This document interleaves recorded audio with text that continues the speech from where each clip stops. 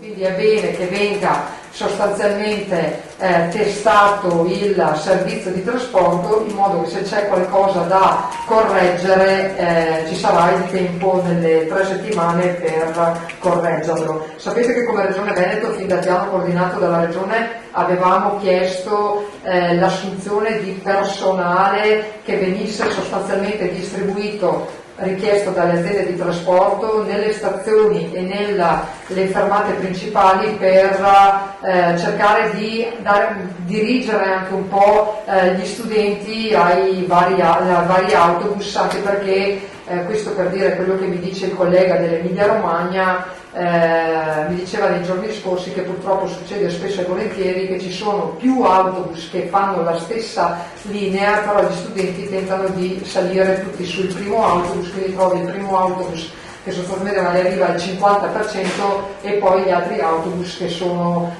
di fatto semivuoti. Parliamo di 224 persone più o meno a livello regionale. Una cosa che mi hanno chiesto molti genitori, e ieri sera ho incontrato il coordinamento provinciale di Verona dei consigli di istituto, c'erano circa una decina di genitori, che è una cosa che loro sostanzialmente richiedevano, e io già ieri mattina ho mandato una lettera a tutti gli enti di governo, che venga data massima visibilità, trasparenza e conoscenza delle corse aggiuntive. Nel senso che ovviamente gli studenti, per non fiondarsi tutti nel primo autobus, devono essere a conoscenza ed essere consapevoli che ci sarà anche il secondo autobus, il terzo, eccetera. È opportuno che vengano resi disponibili gli orari quanto prima. Molti mi dicono ma in settembre non si sapeva. Sì, in settembre le aziende di trasporto hanno dovuto organizzarsi in 15 giorni, quindi non avevano neanche materialmente il tempo di poter fare tutte queste cose. Io ho anche scritto formalmente ieri, le aziende di trasporto mi hanno garantito che daranno la massima